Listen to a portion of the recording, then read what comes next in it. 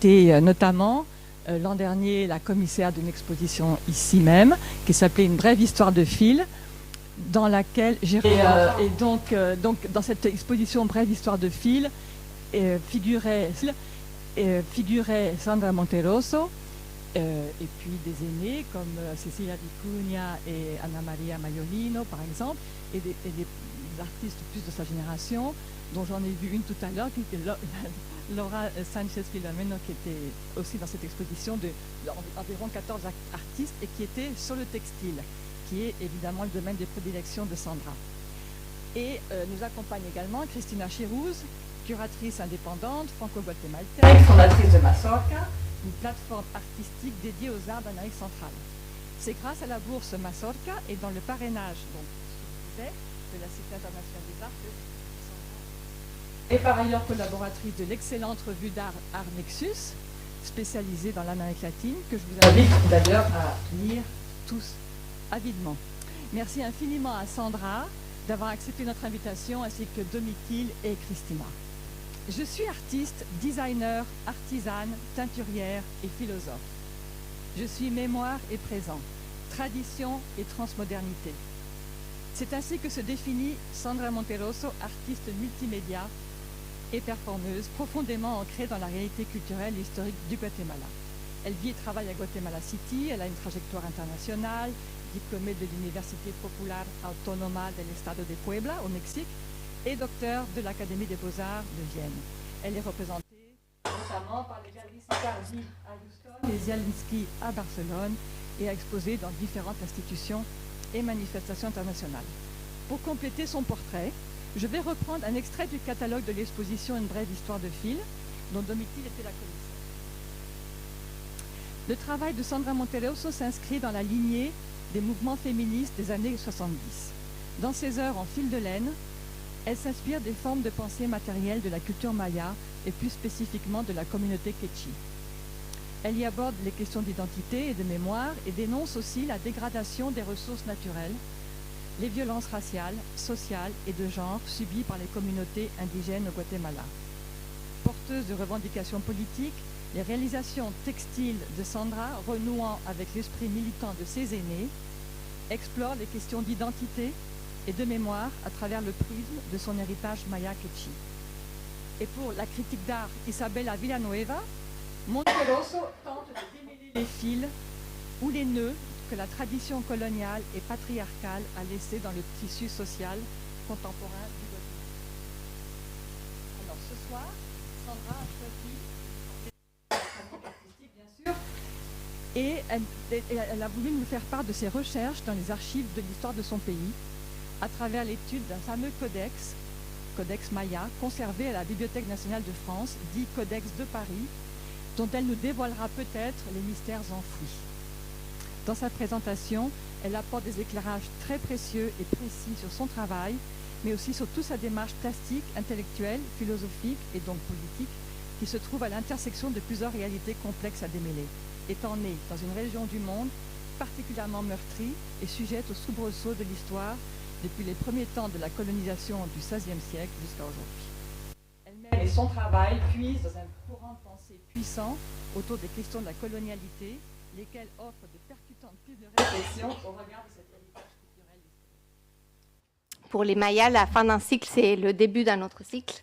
Donc là, on touche à la fin de la résidence de Sandra Monterroso à la Cité des Arts et on commence une nouvelle saison, Œil pense. Et on est vraiment, enfin moi je suis vraiment très très honorée d'être ici à nouveau. Vous nous avez ouvert les portes, Anne et Grecia, de nombreuses fois. Marlos Barrios est passé par là, et Cecilia Porras Sáenz en 2023, Mena Guerrero très récemment. Et là, on est vraiment très très heureuse avec Sandra d'avoir l'opportunité de présenter son travail à côté de Domitille dans ce cadre. Tous les ans, Mazorca offre l'opportunité à un ou une artiste visuelle guatémaltèque de venir à Paris pendant 3 mois à la Cité internationale des arts depuis 2023. Donc là, c'est la 3e résidence. On vient de faire un appel à candidature et donc on a reçu beaucoup de candidatures, bien qu'on ait un peu précisé les conditions. Donc c'est des artistes professionnels guatémaltèques qui viennent à la Cité des Arts. Et pour moi, l'idée de la résidence, c'est quelque chose qui est vraiment, qui fait partie intrinsèquement de ma vie, de mon modus vivendi, parce que j'ai passé ma vie entre le Guatemala et la France et j'ai vraiment l'impression que ces périodes passées dans un autre contexte ouvre vraiment une autre manière de réfléchir, une autre manière de penser. C'est une opportunité de connexion importante, c'est une opportunité de remettre en question sa pratique artistique, de faire des recherches parallèles, d'expérimenter. Et c'est vraiment des moments précieux. Et voilà, je tiens vraiment à remercier la Maison d'Amérique latine parce que vous avez toujours été un pilier pour Mazorca. Et évidemment aussi tous les autres partenaires, donc le Banco Industrial au Guatemala, on a l'Institut français aussi qui nous soutient, évidemment la Cité internationale des arts qui fête ses 60 ans de résidence artistique. Voilà, donc ce sont vraiment des partenaires importants, les 2 ambassades de France au Guatemala, du Guatemala en France. Et c'est aussi grâce à toute cette intelligence collective. Aussi Vanessa qui est par là, Vanessa Arias qui nous soutient dans cette résidence, Emanuela Dunant, Ernesto Cavi. Bref, c'est vraiment toute une intelligence collective autour de ces résidences et je tiens à remercier tout le monde. Et alors, la résidence de Sandra, quand on a reçu son projet de candidature, on a analysé avec les jurys, il y avait un panel de jurys, et c'est vraiment le projet qui nous a vraiment retenus, c'était un projet de cœur qui avait toute sa validité à Paris parce que le Codex se trouve à Paris. Sandra a travaillé durant toute sa vie avec cet héritage maya Quechua. Elle travaille aussi bien avec tous les savoir-faire de la main, mais aussi avec tout son travail d'artiste issu de l'académie également, de docteur en arts visuels, etc. Donc, quand on pense à ce document, un document précolombien de l'époque classique, donc on ne le date pas précisément, mais on pense qu'il date environ de 800 à 900 après Jésus-Christ. Donc c'est un document extrêmement ancien et qui est conservé donc à la Bibliothèque nationale de France. Et donc qui est en même temps donc tout ce savoir scientifique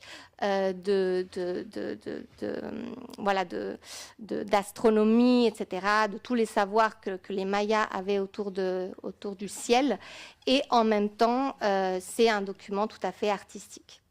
Donc voilà, donc c'était vraiment un projet qui nous a semblé très intéressant. Et moi, en tant que curatrice, j'ai toujours voué vraiment une grande admiration pour le travail de Sandra. J'ai écrit un mémoire à la fin de mes études sur l'art du post-conflit au Guatemala. Et Sandra revenait comme une des figures emblématiques de ce mouvement de femmes qui ont pris la rue à un moment où justement le centre historique avait été vraiment un lieu un terrain de bataille en fait entre la guérilla et l'armée, et qui était un lieu de peur, d'obscurité. Et vraiment, les artistes ont pris cet espace urbain et, au tournant des années 2000, ont créé vraiment tout un mouvement artistique pour briser le tabou autour de la mémoire du conflit armé guatémaltèque, du génocide et de tout ce qui s'est passé dans les années les plus obscures du conflit. Et Sandra faisait partie de ces artistes-là, avec Regina José Galindo, María Adela Díaz, entre autres, voilà, des artistes qui sont rentrés dans l'histoire guatémaltèque. Donc pour moi, c'est vraiment un honneur et un plaisir d'accompagner Sandra tout au long de cette résidence. Voilà, je lui passe la parole pour qu'elle raconte un peu plus son parcours artistique. Bueno, muchas gracias por las presentaciones. Gracias a ustedes por estar acá. Voy a empezar a hacer una lectura breve que preparé para el día de hoy.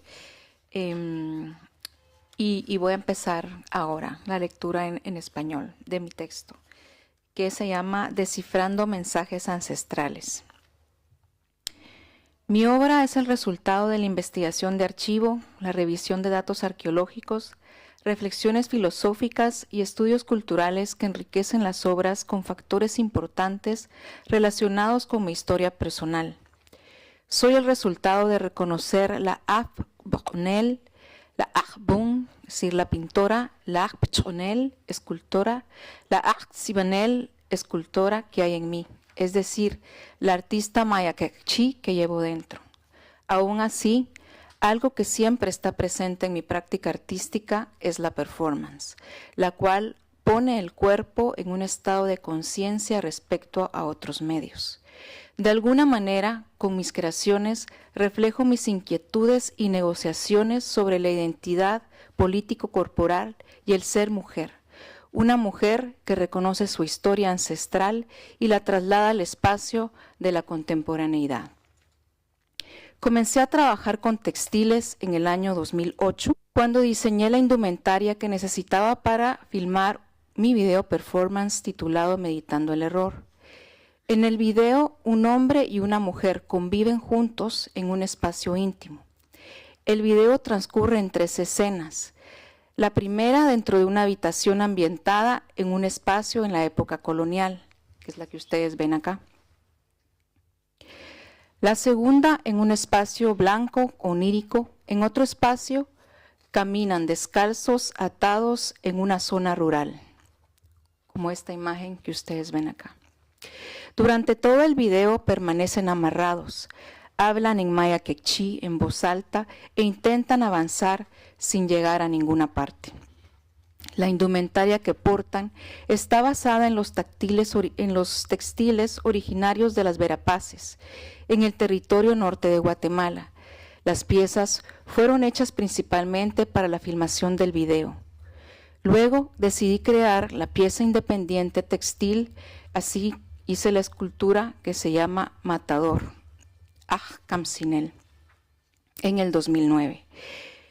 El video cuenta la historia de mi abuela María Maas, quien tuvo que emigrar de Alta Verapaz a la ciudad de Guatemala con sus hijas para buscar una mejor vida. Para evadir el racismo, ellas dejaron poco a poco de utilizar su indumentaria y hablar su idioma, por lo que estas obras hablan de la migración indígena dentro de Guatemala y hacia Estados Unidos de América. Seleccionar los colores rojo, blanco, negro no es fortuito, forman parte de la cosmovisión y de los elementos simbólicos de la indumentaria. En el año 2011 realicé varias obras que formaron parte de un proyecto titulado Efectos Cruzados, para una exposición individual en una galería de Guatemala. La técnica tradicional de teñido de hilos amarillos fue el elemento central, tanto conceptual como formalmente. De ahí la acción de teñir hilos y la acción de lavar hilos. Así, en el video Colorando las Hebras, hecho en el 2011, los hilos son teñidos en una cocina, evocan el espacio donde se tiñe la vida cotidiana de las mujeres. En el video Decolorando las Hebras, hecho en el 2011, por otro lado, estoy destiñendo las hebras en un río. Esta acción nos muestra nuestra cercanía a la naturaleza, cómo nos debemos a ella, pero también advierte sobre la contaminación de los ríos, la violencia doméstica y cómo sentimos y vivimos el territorio al darnos cuenta que los ríos son las venas abiertas de la tierra. Soy artista, diseñadora, artesana, tintoderera y filósofa. Soy memoria, presente, tradición y transmodernidad. Por lo tanto, estas piezas pueden verse como acciones para sanar heridas coloniales, desde la perspectiva de la modernidad-colonialidad, en el sentido de lo que el sociólogo Aníbal Quijano en 1991 denominó el sistema mundo colonial. Con mi obra Nudo Gordiano, del 2011, es más fácil cortarlo que desatarlo, me atrevo a preguntar, ¿cómo se teje la historia colonial en nuestros territorios? ¿Estamos preparados para cortar estos nudos que atan la desigualdad y la violencia que generan? La discriminación, el racismo, el eurocentrismo, el patriarcado y el extractivismo. La invitación a desatar o cortar los nudos está vinculada a la liberación, es decir, estamos invitados a liberarnos, pero la imposibilidad colonial siempre existirá para detenernos. En esta figura que ustedes ven en la pantalla se muestra a dos mujeres enrollando hilo desde un huso en un urdidor. Las 4 patas del urdidor son visibles y se extienden a través de la cama horizontal para convertirse en clavijas en las esquinas. En la primera representación se muestran clavijas adicionales a los lados. Se puede ver el hilo pasando varias veces alrededor de las clavijas. En cuanto a las obras de la serie Expoliada, que he hecho desde el 2011 hasta la actualidad, 2024 más o menos, me preocupa la sobreexplotación de los recursos naturales, que conlleva el daño a la flora, la fauna y el agua. Las obras escultóricas no están aisladas del cuerpo, ya que para construirlas se debe realizar la acción de colorear, es decir, de teñir. El cuerpo es un cuerpo colectivo, ya que muchas personas participan en la creación, ya sea porque el hilado se realizó previamente o porque teñimos en conjunto los hilos en mi taller para crear los tonos y paletas de colores deseados.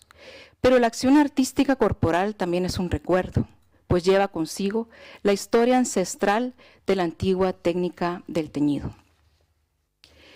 Columna vertebral es un proyecto que hice a partir del 2012 al 2017 y que de hecho todavía sigue en continuidad. Es una serie de 6 esculturas. Cada escultura textil contemporánea está hecha con 87 textiles. Cada textil es una falda enrollada tal y como se guarda en el armario. Las faldas apiladas, unas sobre otras, forman una columna vertebral.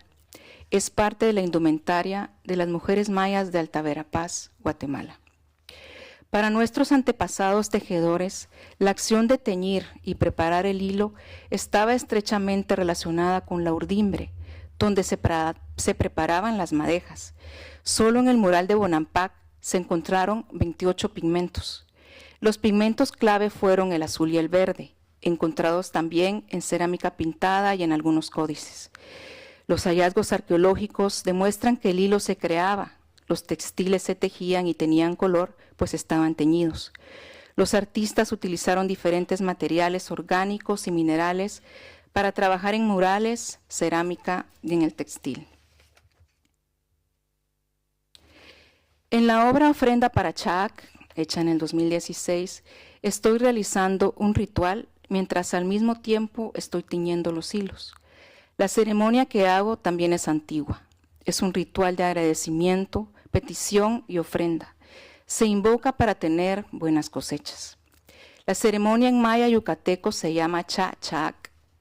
Chac era una deidad benévola, asociada con la creación y con la vida. Este ritual es la función de 4 elementos preciosos o medicinales: índigo, verde, azul y copal. Marcando los rumbos cardinales con fuego, yo voy quemando el copal en cada esquina. Así también en el centro está la olla, donde voy tiñendo los hilos con el índigo. Luego estos hilos teñidos con azul los utilizo para crear la obra expoliada número 3, creada también en el año 2016. Una vasija antigua encontrada en el sitio cerca de Tikal, Guatemala, que data del período clásico, aproximadamente 600 años antes de Cristo hasta el 800 después de Cristo, representa a una dama noble que viste un huipil largo y traslúcido con diseños como el tejido piqubil. Es un poco como el que yo cargo ahora también, es la misma técnica. Aún se teje y se usa actualmente en el territorio Kaqchi de Alta Verapaz, Petén y Belice. Es uno de los objetos más antiguos de la historia de la indumentaria maya, que incluso ha resistido al paso del tiempo. Como en la performance que realicé en el año 2019, el agua se volvió oro, el río se volvió oro, el oro se volvió azul. He creado una instalación gigante con 53 huipiles tejidos en telar de cintura. La instalación recrea un piqubil gigante de 17 metros de largo. Durante el performance estoy haciendo una invocación a la diosa maya de la luna, Ixchel, quien es guardiana y diosa del tejido, la feminidad, el amor, el embarazo, el agua, el trabajo textil y la medicina. A ella se le ve en figuras de cerámica vistiendo un huipil y o también tejiendo. El textil que cae del techo, además de ser un huipil, es una cascada que cubre el espíritu del agua. Durante la performance me he visto con este huipil, piqubil gigante, respirando y realizando una invocación para llamar a la diosa Ixchel. Mi familia materna es del norte de Guatemala, Alta Verapaz, donde tejen y visten un huipil casi transparente tejido con hilo de algodón blanco. Ese tipo de tejido de brocado se llama piqubil, como ya lo dije.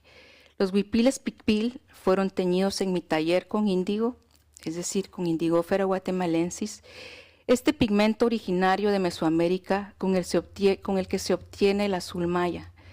Los tintes naturales también tienen propiedades curativas, así que a través de mis obras de arte invito a sanar heridas internas, ancestrales, corporales o espirituales. La cosmovisión maya se plantea en 3 planos: el cosmos, la tierra y el inframundo. Las mujeres representan una parte importante en dichos planos. Chakchel, por ejemplo, es la anciana, la partera del universo, quien es partícipe de la resurrección del maíz. Ixchel, advocación juvenil de la diosa lunar y divinidad del tejido. La luna fue representada en sus fases: la luna llena, Ixquic, la luna menguante, Ixmocané, la luna nueva, Ixbalanqué. También puedo mencionar a Ixtab, la diosa del suicidio, quien habita en el inframundo. Así las mujeres diosas eran mujeres tejedoras que entretejieron los hilos del destino. En la performance Corazón del lugar del viento que realicé en el año 2021, me inspiré en los archivos de las mujeres mayas que fueron gobernantes o reinas en los períodos preclásico y clásico maya. En la performance estoy personificando a la reina maya Huachanil Ajau, la señora Seis Cielo. La señora Seis Cielo fungió como gobernante del Naranjo en el Petén, en las tierras altas del territorio maya, actualmente el territorio guatemalteco. Sus monumentos llevan su imagen, registran su participación en celebraciones calendáricas. En la estela en cuestión, ella está parada sobre un cautivo como una reina guerrera. La performance consiste en un ritual de amarre de piedras y una ofrenda de ropa. También es una invocación a Ixchel, la diosa de la luna, para lo cual necesité crear la falda. La falda está hecha de 2 textiles blancos que fueron tejidos en telar de cintura por mujeres mayas de la asociación BATS de Tactic Alta Verapaz. El textil luego fue traído a mi taller y fue teñido con achiote y cúrcuma para crear la falda bordada con huesos de ave y piedras de jade. Para eso realicé toda la preparación de los huesos, desde cocerlos, comerlos, desinfectarlos, limpiarlos, pulirlos, barnizarlos y luego perforarlos. Luego los huesos fueron bordados directamente en la falda con nuestras manos para crear una serie de rombos. Realicé todo este proceso como una ofrenda de indumentaria para la diosa Ixchel, la deidad del tejido y de la luna. Luego porté la indumentaria en el performance. Como se ha visto en algunos ejemplos que he proporcionado, el hilado, el tejido y su uso están bien documentados en algunos códices mesoamericanos. Los trajes eran bastante coloridos, ya en la época maya antigua. Los tintes que se han encontrado se extraían del índigo, palo de Campeche, flor de muerto, cochinilla, caracol púrpura, achote y hierba amarga, para obtener los colores azul, verde, amarillo, rojo, morado, café, negro y las variaciones cromáticas entre estos. El filósofo de la liberación, Enrique Dussel, dice que para que podamos alejarnos lo más posible de la visión eurocéntrica de la modernidad, debemos retornar al pasado para contar la historia de otra manera, en el presente, es decir, buscar la manera de transitar otra modernidad. Según la tradición astronómica maya, el reino de los muertos era recorrido por los mismos astros que recorrían el mundo de los vivos. Así pues, en la noche esos elementos aparecían en el submundo. El movimiento astronómico estaba íntimamente relacionado con los ciclos de la vida, la muerte y los ciclos solares. Siguiendo estas investigaciones y reflexiones para mi residencia en la Cité Internationale des Arts, tuve la oportunidad de revisar diferente literatura relacionada con el Códice Maya que se muestra en la Biblioteca Nacional de París. En esta gran biblioteca, pues está esta biblioteca de la Richou, ¿verdad?, que tiene los depósitos de los archivos más antiguos. Visité esta biblioteca y visité otras bibliotecas de la BNF. Me interesaba buscar y descifrar mensajes ancestrales pintados en este libro antiguo. Para poder ofrecer un acercamiento decolonial, tuve que preguntarme, ¿cuál es el lugar de enunciación? ¿De dónde viene? ¿Cómo llegó a París? Actualmente, bueno, esta es una reproducción del códice. Estas imágenes pues son de la Biblioteca Nacional de París. El códice se conoce actualmente como el Códice Peresiano. El erudito francés Léon de Rosny, uno de los primeros estudiantes de la escritura maya, lo encontró en la Biblioteca de París en 1859. Hay varias pláticas sobre esto, algunos escritores, investigadores han escrito diferentes teorías, pero a mí me gusta pensar que esta es cierta, ¿no?, que la encuentran en un cesto de papeles viejos, en un rincón sórdido y olvidado de la biblioteca, envuelto en hojas de papel, y tenía escrito el apellido Pérez en él, por lo que el códice se llamó durante un tiempo Códice Pérez. Fue publicado inicialmente en 1872. El manuscrito fue adquirido por la biblioteca en 1832 y ahora es el número 386 de la colección mexicana. La versión que aparece en los códices mayas por los guatemaltecos Antonio Villacorta y Carlos Villacorta, hecha en 1930, es de hecho la primera edición combinada de los libros mayas. Se volvió a imprimir en 1977 y ha probado ser la versión más durable y accesible para trabajar sobre el tema de los códices que se han hecho. Incluso le sirvió de base al estudioso ruso Yuri Korontsov en el año 1963. Sabemos que durante la conquista se vivió no solamente un genocidio, sino también un epistemicidio. Cuando se quemaron muchos libros antiguos del territorio maya, entonces, respetando su lugar de origen, ¿cómo deberíamos llamarlo? El códice es contemporáneo a ciudades mayas del período posclásico mesoamericano, es decir, del Mayab. El nombre de la península de Yucatán antes de la conquista era Mayab. Significa el lugar donde hay poca gente, donde habita la gente escogida. La palabra códice es una palabra de origen latín. Así que un nombre respetable para su lugar de origen podría ser en maya yucateco, Analte Bonatal le Mayab, libro pintado del Mayab. Aquí me corresponde profundizar un poco más como parte de mi propia investigación, pero me gusta decir que se llama así, ¿no? Libro pintado del Mayab. Me interesa poder leer este libro pintado antiguo, escrito por mis ancestros, y mis ancestras y mis ancestros. Me interesa también intentar descifrar las páginas que impresionan por su calidad estética, los colores, los dibujos, los trazos, la iconografía, las formas, los símbolos, en fin, su estructura. Revisando toda esta literatura, encontré que el libro pintado del Mayab está dividido en dos partes. La primera parte está compuesta por rituales religiosos, profecías y un círculo de catunes y dioses. La segunda parte está compuesta por fechas calendáricas, descripción de ceremonias de Año Nuevo, el calendario Jaab de 364 días, el calendario Cholquij de 260 días, contiene datos históricos, eclipses, constelaciones y estrellas. Es importante señalar que una discusión sobre los libros antiguos mayas involucra iconografía, logogramas, escritura antigua, etnografía, cosmología, calendarios, etnohistografía, antropología, arqueología, astronomía antigua y recientemente arqueoastronomía. Para la residencia artística me enfoqué en analizar las páginas 23 y 24 del libro pintado del Mayab, que son estas dos que se muestran acá. Especialmente en los siguientes elementos. La banda celeste, que es esta que ustedes pueden ver acá. Las posiciones de los eclipses, que son estas que vemos acá. Esta y esta. Y las estrellas y constelaciones, que son estas que vemos acá. Una serpiente, una tortuga, un escorpión, un murciélago, un pez y un ave. De acuerdo con Bruce Love, un libro que escribió en 1996, y yo concuerdo con él, estas representaciones son estrellas y constelaciones.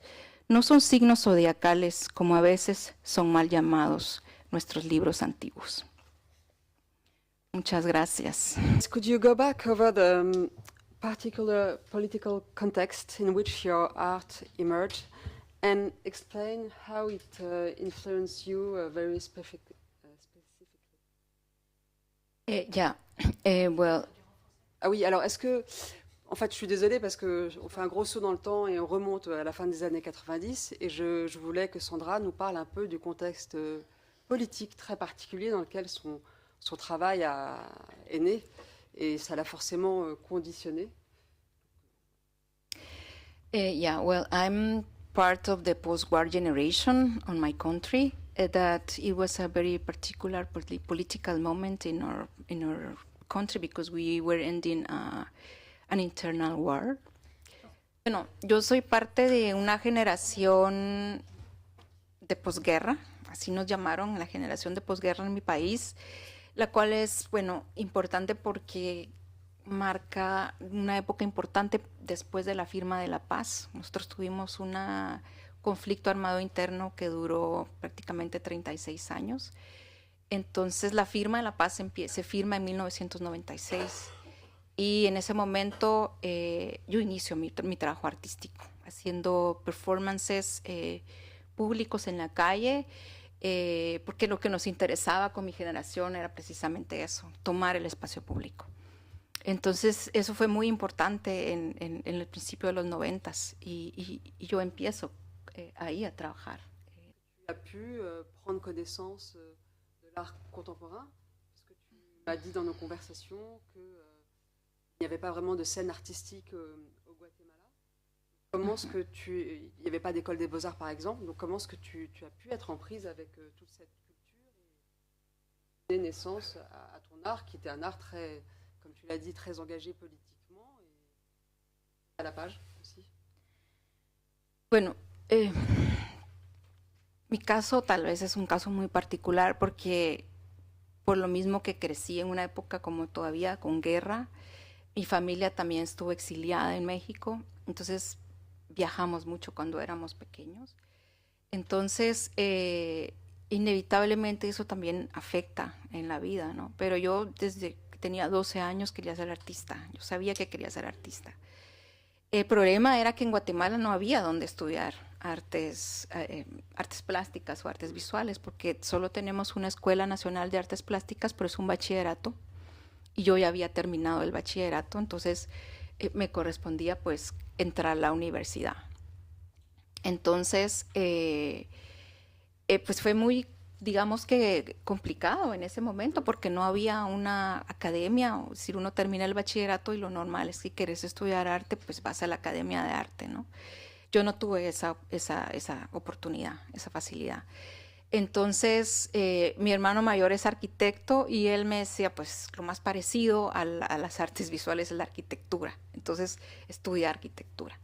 Entonces, estudié un año de arquitectura, pero no me terminó de llenar, ¿sabes? Porque la arquitectura, no sé, para mí es como muy... y bueno, yo quería pues eso, más experimentación y eso. Entonces, bueno, resultó que existía la carrera de diseño gráfico y en esa época el diseño gráfico también era todo manual, porque yo soy de una generación análoga, es decir, en los 90s no teníamos lo que tenemos ahora, la información no corría tan rápido, todo se hacía con las manos. Entonces, pues yo dije, pues ese sí me gusta, ¿no? Teníamos muchas clases de ilustración, todo se hacía a mano, todo era hecho a mano. Entonces, la escuela en donde yo estudié, la universidad donde yo estudié, estaba muy alineada también a la Bauhaus y a toda esta corriente, digamos, de diseño de esa época. Así que eso sí me gustó. De hecho, me gusta mucho el diseño hasta la fecha. Y eso creo que fue, digamos, importante en el sentido de que tenía que cumplir con estudiar una carrera artística, ¿no?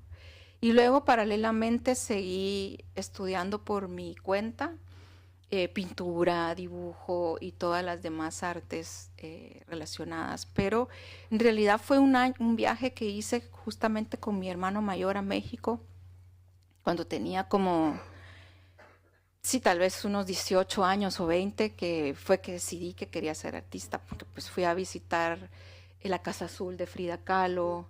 Me recuerdo que estaba el Museo de Arte Contemporáneo, que ya no existe, pero en esa época existía un Museo de Arte Contemporáneo de Jacques y Natasha Hellman, de Televisa, un edificio de 5 pisos. Y yo me quedé fascinada y yo dije, yo quiero hacer esto. Y ahí fue cuando me decidí. Dans l'exposition Une brève histoire de fille, était exposée aux côtés de figures tutélaires des années 70, comme Cecilia Vicuña, comme Gade Amaral. Et je voulais savoir si c'était des figures importantes dans le développement de son travail textile et de manière plus générale, qui avait compté, est-ce qu'il y a eu un déclic aussi qui s'était produit avec d'autres artistes generación plus âgée. Bueno, sí, esa también es una pregunta importante porque en realidad, a pesar de que ahora pareciera que digamos, en los inicios de mi carrera tenía mucha influencia de estas dos artistas, en realidad no, porque estas dos artistas, tanto Cecilia Vicuña como Olga de Amaral, empezaron a ser reconocidas hace 5 años. Cuando yo empecé a hacer artes visuales hace 20 años, y como no teníamos, como les decía, ¿verdad? No teníamos internet, no teníamos esta facilidad de la comunicación que tenemos ahora, era solo con libros, ir a estudiar las bibliotecas, los libros que intercambiábamos con otros artistas, las revistas.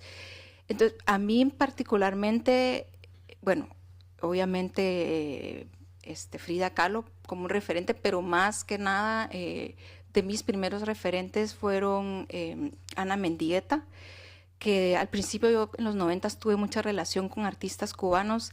De hecho, nos escribíamos por carta tuvimos todavía intercambios en carta hechos a mano. Y los artistas cubanos tenían muy presente el performance en los 90s.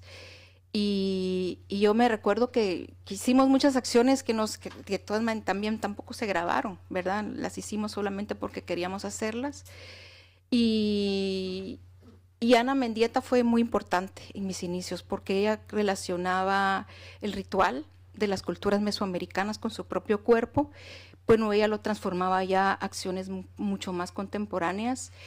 Y también me recuerdo que fue muy importante para mis investigaciones iniciales revisar a Rebecca Horn, porque ella realmente me fascinó desde el inicio cómo combinaba su cuerpo para hacer esculturas, y luego también ellas dos, tanto Ana Mendieta como Rebecca Horn, empezaron a documentar sus performances con film de 8 milímetros, y hacían unas películas preciosas que para mí fueron muy importantes como en mis inicios, y luego también todavía regreso mucho a su trabajo, porque tienen esta característica de película experimental que a mí me interesa mucho estudiar para mis obras, ¿no?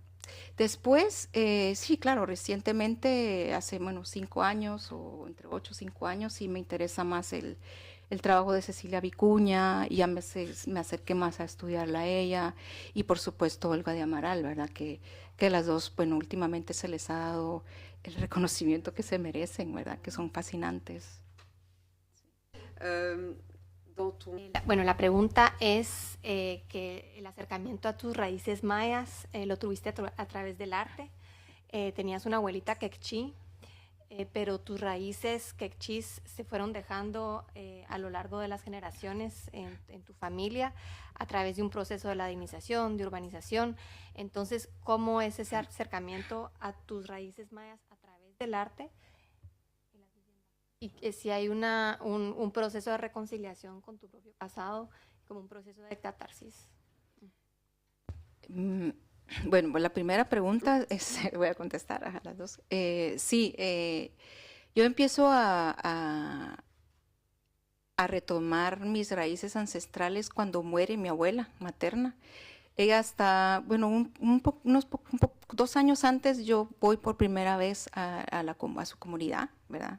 Eso fue bien impresionante porque vamos con mi mamá, mi papá, a llevar a mi abuelita a su pueblo, ¿verdad? A ver los registros originales de donde estaba escrita su nombre, ¿verdad? En la alcaldía, que todavía se escribía a mano también en estos libros así grandes, en San Juan Chamelco, y vi el libro así grande donde estaba escrito su nombre y su apellido indígena, pero bueno, yo llevaba mi cámara de 35 milímetros y tomé algunos slides, algunas fotografías que también tengo en mi archivo, y ese fue un momento muy importante para mí, pero todavía no había detonado adentro, ¿verdad? Hasta que ella falla, hasta que ella está en su lecho de muerte. Cuando ella se está muriendo, ella me habla en su idioma, en maya quechí, y ahí entonces en la cama ella me habla, yo no le entiendo, entonces le digo a mis tías qué está diciendo, ¿no? Entonces me dicen quiere agua. Entonces le doy agua con una cuchara, y ese momento fue el momento, yo creo que hasta el momento sigue siendo el detonador más grande, el que me sigue acercándome otra vez a seguir insistiendo en seguir reconociendo mis raíces, porque ese momento como que su aliento o eso que yo no entendía, al final de cuentas me hizo entender que yo lo que tenía que hacer o el camino que tenía que seguir era reencontrarme con esas raíces ancestrales. Y a partir de ahí, eso fue en 1998, y a partir de ahí yo inicio, mi mamá no sabía tampoco, o sea, ella ocultó durante muchísimos años sus orígenes porque le daba vergüenza, porque era parte, digamos, de protegerse, ¿no? De protegerse para, digamos, el racismo, la discriminación, etc. Pero conmigo, digamos que yo la llevé a hacer como un trabajo de sanación, en el sentido que fuimos a conocer toda la familia, y bueno, tenemos una familia muy grande en Las Verapaces, y a través de ese reconocimiento, que la familia me reconociera a mí, somos 5 hermanos y yo he sido la única que ha hecho este trabajo, de ir a la comunidad, que la comunidad me reconozca, me dé la indumentaria y me dé diccionarios para que aprenda el idioma, es decir, empezar este camino que ya llevo casi 25 años de hacerlo. Ha sido un viaje, pues, y sí ha sido catártico. Es decir, que sí, a través del arte, digamos que yo sí logré En primer lugar, yo siento que sí atraviesa el cuerpo, ¿verdad? Que es un proceso catártico, de descolonización, ha sido fuerte en algún momento, un momento dado, ¿verdad? Porque lo normal es no querer ser indígena, ¿verdad? Pero en este momento lo importante es reconocerse como indígena, ¿no? En el contexto racista, discriminatorio. Voilà, non, je voulais parler avec elle de son travail sur le Codex Maya, sur les archives et la question de l'épistémicide. Et à partir de ça, quel rôle un artiste peut-il jouer dans la question de la réappropriation de ces archives et de ces connaissances en les replaçant dans le monde de l'art contemporain, et pour aller un peu plus loin sur des questions peut-être un peu plus litigieuses et politiques. Est-ce que le codex, qu'elle a d'ailleurs proposé de rebaptiser, ne devrait pas, au même titre que d'autres codex, hein, c'est pas celui uniquement de Paris, retourner au Guatemala, parce que c'est vraiment un trésor national aujourd'hui. Donc, c'est une question qui se pose aujourd'hui avec beaucoup de pays. Bueno, yo creo que sí es importante, y sobre todo cada vez más importante, que los artistas sigan haciendo estas cosas, de verdad, de reconocerse, de reconocer sus raíces, de reconocer a sus antepasados y a sus antecesores y traerlos al presente, como decía en el texto, ¿no? Como es parte de la liberación de los pueblos latinoamericanos. Creo sí firmemente en eso, que eso es necesario, seguir haciéndolo, porque es una manera también de viajar, así lo siento yo. Es como viajar al pasado para vivir el futuro, como ir del pasado al presente y al futuro, ¿no? Estamos siempre, como en el pensamiento maya es una espiral, entonces nunca estamos en el mismo lugar. Siempre vamos al pasado, pero regresamos al presente en otro momento, en otro lugar. Entonces yo creo que eso es muy importante, es muy necesario seguir haciéndolo. Y afortunadamente cada vez hay más artistas que hablan estos temas, entonces está muy bien. Cuando yo empecé, hace, estos años tal vez no había tanto, pero está muy bien que sea así, creo que es importante. Y lo otro es de que no sé si retornar a Guatemala el códice, porque territorialmente ahora en este momento no le pertenecería a Guatemala como tal, porque está en el territorio mexicano. Pero yo me voy más atrás, porque es decir, a mí me interesa decir que en realidad un territorio, este conocimiento pues pertenece a un territorio mesoamericano, ¿verdad? Porque antiguamente era así, ¿no? El territorio mesoamericano va desde la mitad de México, ¿verdad? Un poquito más al sur de México, toda Guatemala, Guatemala, todo el territorio maya es Guatemala. Luego está, Belice, Honduras y Salvador, ¿verdad? Entonces, en realidad, ¿a qué país le pertenece este conocimiento ancestral? Es muy complejo, ¿no? Decirlo así. Pero yo sí creo que hay un trabajo por hacer, sobre todo entre cooperación entre países, para que este conocimiento o estos objetos retornen de alguna manera a su lugar de origen. Por eso no hablo de país, yo hablo de lugar de origen, y creo que desde un punto de colonial o descolonizador es más importante eso, ¿no?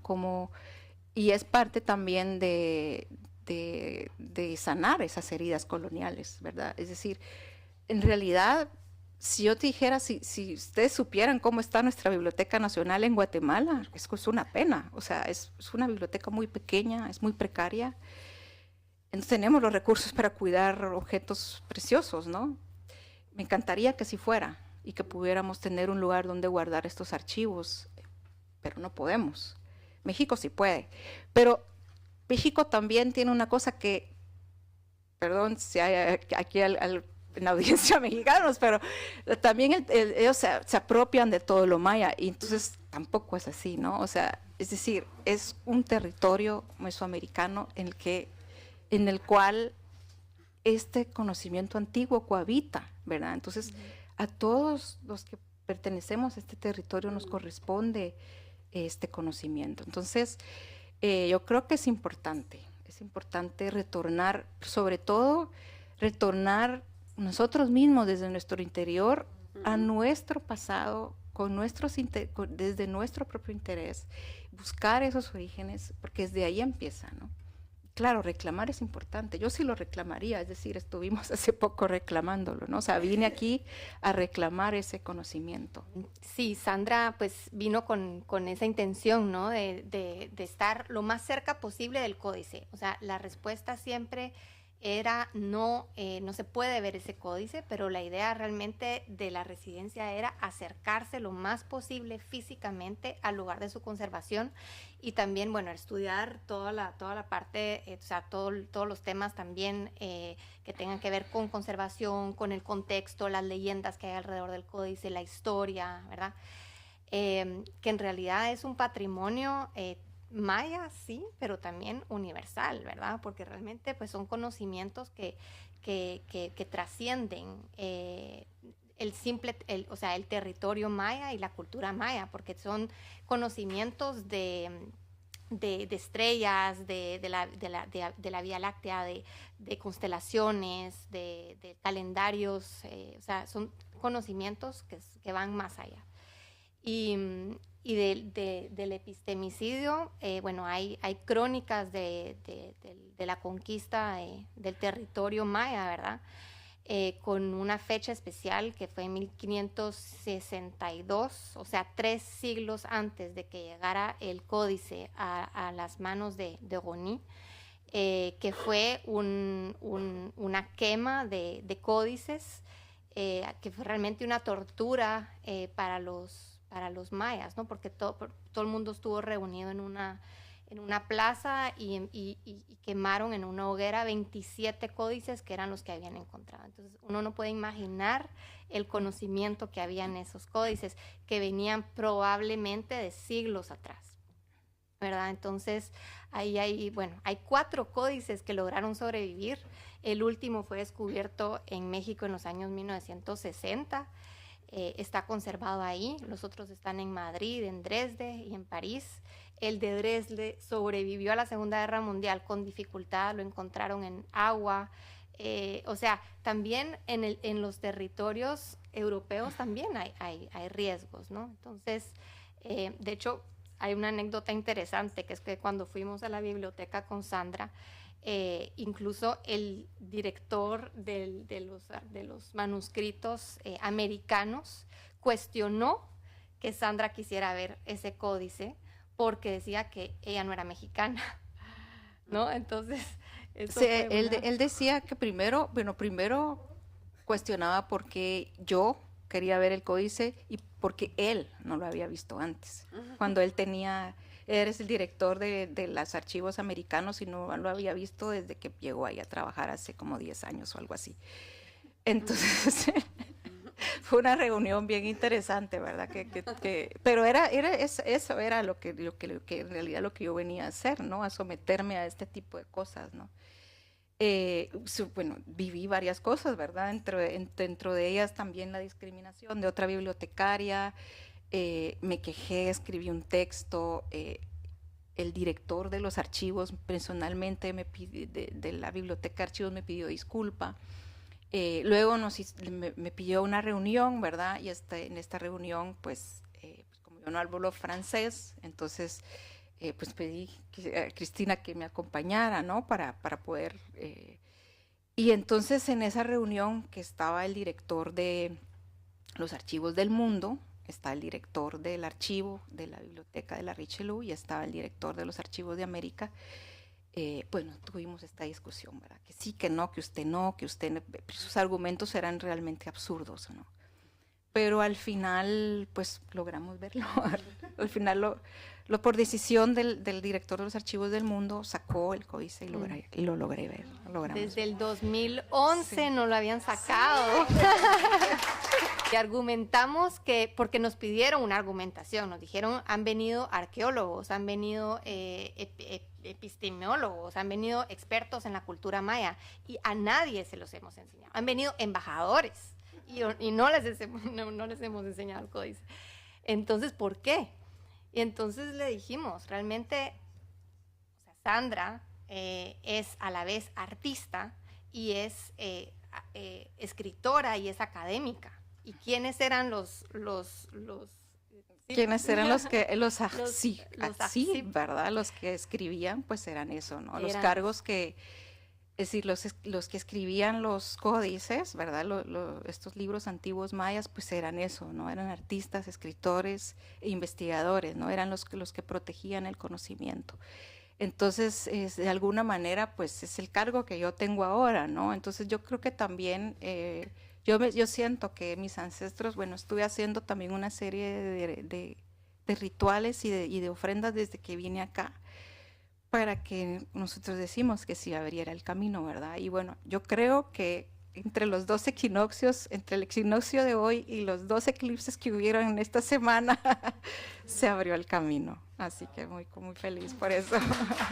Médico, el Codex, y aquí hay un facsimile en París, pero eso arruinó los intercambios de la política cultural franco-americana durante 10 años. Fue una cosa... Fue en los años 80.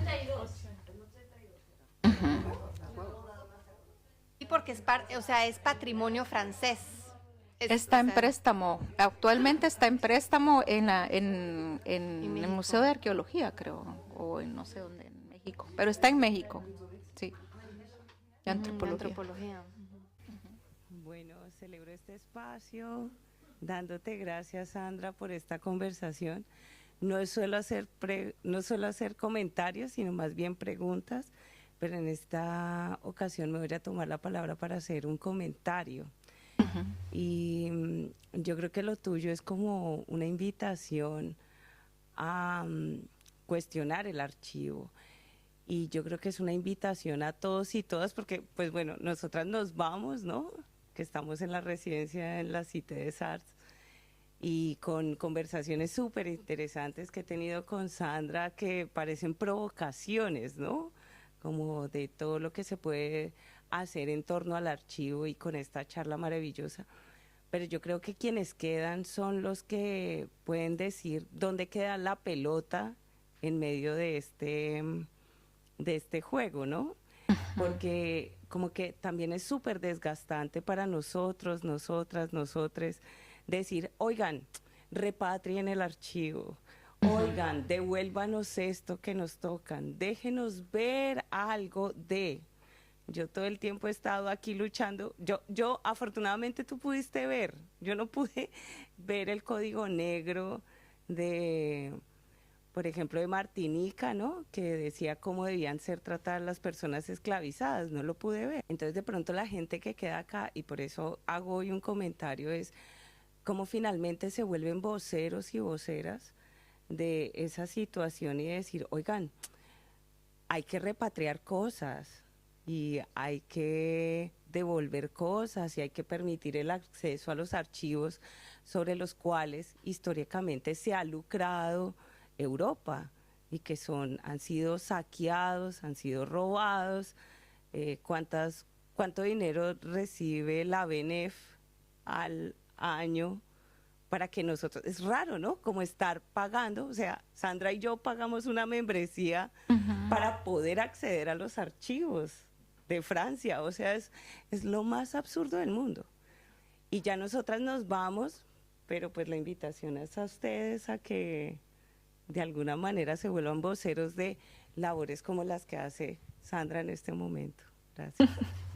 Gracias por tu comentario. A mí lo que me encantaría realmente es que se reconocieran ya estos documentos, y lo hemos hablado mucho también, que haya como una colaboración, aunque sea facsímiles, ¿no? En los países, incluso en las comunidades, que haya más acceso a estos documentos. O sea, al final de la conversación también con los directivos del archivo, hablamos de patrimonializar estos 4 códices, de reconocerlos como patrimonio intangible, como patrimonio de la humanidad, y hacer archivos digitales donde cualquier persona pueda acceder y poder acceder a estos documentos, aunque claro, también hay una brecha digital de las comunidades indígenas, ¿no? Entonces, ¿Cómo hacer para que por lo menos se sepa que existen estos documentos que se puedan consultar, aunque sea a través de copias, facsímiles, etcétera, pero que entre también en los pensums escolares,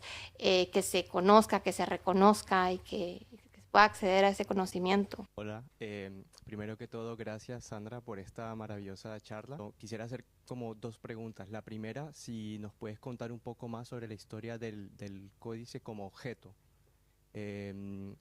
Precisarnos un poco también, porque parece que fueran como unas páginas, no sé si hubo trabajo de ambos lados, si se sabe un poco más, como que bueno, se encontró en la biblioteca y cuáles serían las otras teorías de cómo llegó a la biblioteca. Y luego mi segunda pregunta es, luego de tu residencia en la Cité Internacional des Arts, y obviamente también tu trabajo con el archivo, que obviamente presenciar los archivos en físico es muy importante, por más de que muchas veces las reproducciones digitales nos permitan ver cosas que los ojos no pueden. Eso, digamos, tú muy bien lo sabes, permite unas apreciaciones materiales, físicas, que son propias a los archivos. Entonces mi segunda pregunta iría más bien como que a partir de ese trabajo que tú has hecho, si tú prevés si tú miras tu práctica artística también como un tipo de restitución que el archivo y la institución no puede hacer y los estados nacionales no pueden hacer. Sí, claro. La primera pregunta, sí. O sea, bueno, como lo dije, no es un códice como tal desde el punto de vista de la palabra latín, es un libro. Es decir, así se hacían nuestros libros en la época clásica y pues de la clásica a la posclásica maya, y es un acordeón, o sea, como tú lo ves acá, está desplegable, digamos, está desplegado, pero es un acordeón, entonces se dobla así en forma de acordeón y queda así, digamos, ¿verdad? Es decir, como, queda así, digamos, doblado como un acordeón. De hecho, hay un glifo también que se puede encontrar en arqueología maya, que es el símbolo de cómo, digamos, los libros estaban, de que era un códice, que era un libro, ¿no? Y que además estaba envuelto con piel de jaguar. Entonces hay muchos datos de cómo era la forma de los libros antiguos, por lo menos los mayas, ¿verdad? Los mayas sí eran así, hay mexicas, ¿verdad? Y hay aztecas, pero por lo menos los mayas sí eran así, se doblaban así como acordeones y se extendían. Lo que sí variaba era el tamaño, algunos medían entre 20 centímetros, digamos, de alto, no eran muy grandes, eran más o menos así, no eran muy grandes, se podían tomar, llevar y guardar. Antiguamente habían bibliotecas, de hecho como la biblioteca de Alejandría, o como, digamos, o como las grandes bibliotecas de los saumerios, como las grandes que han existido en las grandes civilizaciones, existió nuestra gran biblioteca. Entonces los libros, sobre todo ¿verdad? Que está relacionado con fechas, con rituales, los portaban los sacerdotes, los ajij, ¿verdad? Que son los sacerdotes mayas. Entonces, cuando iba a haber, en este caso, pues una ceremonia para iniciar, por ejemplo, una siembra, porque tiene un calendario agrícola, entonces el ajij sacaba el libro, ¿verdad? Sacaba el códice y lo leía, empezaba a leer las fechas. Después de ese ritual empezaba, digamos, la siembra, es decir, tenía función, ¿verdad? El objeto tenía función. Estaban hechos de papel de árbol de higuera, que es el que se conoce ahora como papel de amate. El papel venía alguna forma de tratar de, digamos, quitar la fibra del árbol y tratarlo y hacerlo de esta manera para que fuera extendido más o menos largo. Y luego se pintaba con cal para que el fondo fuera blanco y después se pintaba con los diferentes pigmentos naturales que yo leí en el texto, ¿no? Como el negro, en el códice todavía se puede ver los colores muy vibrantes, que eso también me encantó porque puede ver, primero que los códices existían, ¿verdad? Porque uno a veces cuando ve todo en internet, en línea y todo, yo a veces hasta me preguntaba, ¿y será esto real? O sea, por eso es que uno dice, porque ahora también todo puede ser tan falso, ¿no? ¿Será que todavía existe? ¿Será que es real? Y bueno, claro, verlo está comprobadísimo que sigue, ¿verdad?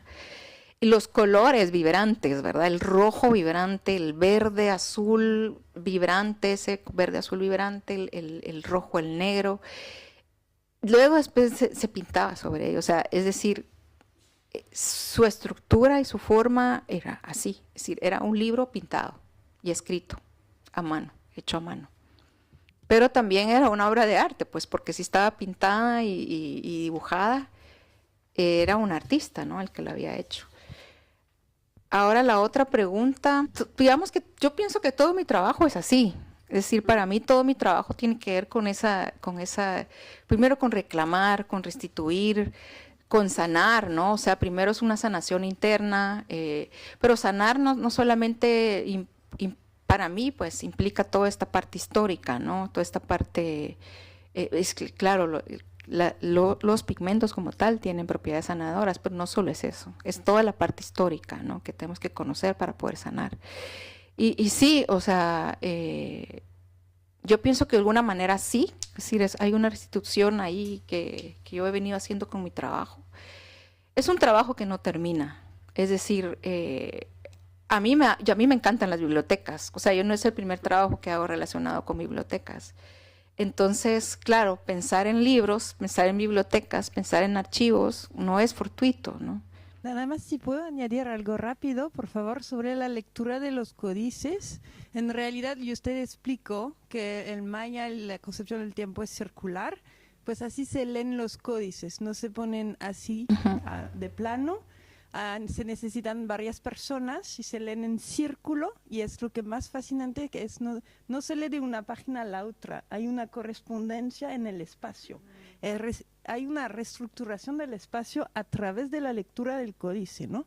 Entonces se necesita también para la lectura de estos códices muchas personas, pero un espacio proporcional al tamaño del códice, ¿no? Entonces hay una relación espacio-tiempo y comunidad contradictoria. Ya. Gracias, Monterroso, por esta charla tan bonita y por este trabajo tan bonito. Retomando la pregunta previa, respecto a la estructura, es muy interesante y yo a lo mejor estoy tratando de conectarme con detalles que no es el momento de hacerlo, pero quiero aprovechar para hacer la pregunta. Por ejemplo, los colores vivos, no los vemos en estas láminas. No, estas no, solo en este, por ejemplo, se ven un poco más. El rojo, creo, ¿no? Es el rojo. Sí, hay rojo. Hay el verde también y los otros colores. ¿Y qué nivel de acceso? ¿Pudiste tomarle fotografías y tenerlo en las manos? No, es que está muy deteriorado, entonces no se puede manipular. El único que lo manipuló fue el director de los archivos del mundo, y solo se pueden manipular 2 hojas, 2 páginas bueno, estas últimas 2, estas últimas 4, digamos, estas últimas que ven hacia acá fueron las que vimos, las que están aquí a la izquierda. La abrieron solamente porque ellos la tienen así, guardado en una cajita. Entonces solo pudieron hacer esto y esto, porque ya está muy deteriorado, entonces no lo pueden sacar y manipular, porque se sigue deteriorando. ¿Hay más páginas que esas 2? Sí. Son muchas. Sí, son estas, todas metros, estas. Es de 10 centímetros. Todas estas que miras acá. Disculpa la curiosidad, ¿no? Son 26. Ajá. Sí, si tú te metes a la página de la BNF, en Angélica lo puedes bajar. Las copias, las reproducciones hay que pagarlas, o sea, tú puedes ver ahí, lo puedes ver en línea y todo, pero si tú quieres una reproducción la tienes que pagar, se tiene que pagar. Y eso es lo que estamos en contra de eso, porque debería de ser acceso libre, ¿no? al público. tienes que pagar, no sé, 10 euros por cada página, una cosa así, y no es de muy alta resolución. Si quieres más resolución, tienes que pagar más. Total es como el códice entero te sale como en unos 100, 150 euros, una cosa así. Eso no debería de ser así, por ejemplo. Pero, por ejemplo, ese tipo de cosas se pueden seguir negociando. Como dice Joyce, nosotros nos vamos, pero tal vez la gente que se queda acá puede seguir negociando que estos, porque no es el único objeto que hay en esa biblioteca de archivos. O sea, hay mucho conocimiento que debe de ser de acceso al público en general, debe de ser de acceso libre. ¿Por qué se tiene que pagar? Yo quisiera retomar la idea de arte que tú has empleado en tu trabajo. Es decir, la idea de incorporar en el arte el pasado. En este caso, tu pasado, digamos, ¿no es cierto? Yo creo que eso es importante y lo vemos que lo has hecho de una manera muy, muy especial, incorporando. Yo lo que quería es comentar algo que la persona que está aquí lo ha comentado, ¿no? En el sentido de la lectura de estos códices. Es decir, no es una lectura lineal, es una lectura en espiral y fundamentalmente, de alguna manera, contradictoria. Existe la contradicción en el mismo lectura de los códices. Esto es importante porque en esas culturas, sobre todo prehispánicas, como México, Perú, Bolivia quizás, existe esa idea de lo contrario, ¿no es cierto? Y eso es permanente en estas culturas. Eso desaparece cuando hay justamente la parte de la colonización, donde la lectura se hace lineal. No hay contradicción, es lineal, ¿no es cierto? Se va a un mismo origen. Eso es por una parte, ¿no? Yo creo que eso es importante. Lo otro es que tú has detallado con mucha precisión la incorporación de tu periodo, digamos, prehispánico en tu arte. Es que de alguna manera incorporas también el presente, porque tú nos has dicho, es en una época difícil, ¿verdad? Es que ¿lo has incorporado ese presente en tu arte o cómo se lee finalmente? Bueno, sí, porque digamos que las piezas no es una réplica del pasado, digamos. Por ejemplo, la performance de la señora Seis Cielo, que yo llamo Corazón del Lugar del Viento, no es una réplica de la estela. Es decir, la obra artística del pasado era una estela. Yo no hice una réplica de la estela. Yo hice un performance que además tiene luz y que además está hecha en el presente, es decir, en la contemporaneidad, ¿no? Es parte de la cultura visual contemporánea, pero está anclada en el pasado. Por eso para mí es importante viajar al pasado, pero las obras de arte que hago pertenecen a este tiempo. Entonces, pero claro, es decir, no está tampoco tan familiarizado con el performance de alguna manera como más occidental, porque no soy más occidental, ¿verdad? Entonces, por eso es decir que tiene otra manera de hacerse y otra manera de verse, ¿no? Mi pregunta era siempre sobre el códice, pero ¿cómo piensa integrarlo ahora o en futuros próximos en su obra, en su punto de vista, en su obra artística? Bueno, el miércoles voy a tener un Open Studio en la Cité des Arts de 6 a 9. Están todos invitados. Sí, esa es la pregunta buena para dar la publicidad. Y bueno, ahí pueden ver un poco de lo que he empezado a hacer, de lo que he empezado a hacer ahora, pero por supuesto que va a haber una interpretación después, ¿no? De otras piezas que van a salir a partir de esto, de este acercamiento. Esta residencia no era una residencia de producción, sino más de investigación. A través ya que estamos en los anuncios especiales, Sandra acaba de sacar su primera monografía, por terremoto, y mañana llegan los libros, tocar madera, a París. Entonces,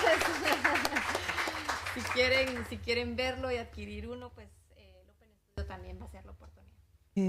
Quería resaltar también el trabajo de Sandra con el tejido, que es sumamente importante. Es cierto que el códex es tan fascinante que nos hemos quedado todos con muchas preguntas, ¿no? Pero yo solamente quería decir que recordaba perfectamente cuando vi tu obra de las faldas, la superposición de faldas como que son como unas torres, como unas estelas, y en el Pompidou, y es muy hermosa y muy fuerte esa obra de esa presencia de las mujeres, de esa presencia de la ropa, la importancia de la ropa. Yo creo que es también como empezaste tu conferencia, ¿no? A mí también me parece sumamente importante, ¿no? Y el proceso de creación, y quién está haciendo ese telar, y quién está, y cómo lo lavas y cómo lo tiñes, es una cosa muy importante y muy ligada también, pienso yo, a tu trabajo intelectual, porque es lo que haces con tu cerebro también, en cierta manera. Y ese nudo gordiano amarillo creo que lo tenemos todos ahorita acá, ¿no? Yo estoy en pleno nudo gordiano y te agradezco mucho, bueno, la presencia de las tres esta noche ha sido muy especial, ¿no?